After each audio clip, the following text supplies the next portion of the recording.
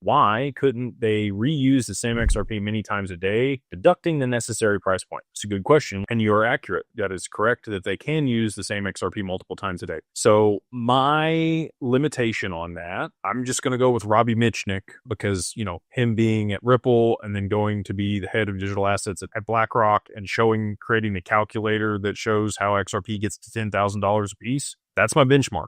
Okay. So I'm going to tell you what he put in there for reuse of XRP. The most in his calculator that XRP was able to be reused in the same day was 10 times. So you can take 1 0 off whatever you think the price could go to. So again, that comes back to available supply, total volume across the network, but you could reuse that same XRP multiple times a day. I don't think that's going to be happening at scale. I don't think all of those XRP are going to be being used 10 times a day, but I could be wrong about that. So, if you thought it was going to go to a $500 XRP in order to be able to meet demand for Swift, it could be a $50 XRP if they could use all of that XRP that Swift uses up to 10 times a day. It's probably going to be more than that. It's going to be more in line with the Pareto principle, right? There'll be, 20 or 80% of that XRP that's used that amount, and the rest of it will be used less than that. Probably be 20% of the XRP that does 80% of the transaction volume, and the rest of it just sits there. So, you can do the math on that. It's still a much higher price than what it is today that would be needed in order to be able to facilitate that, even if they did use it multiple times.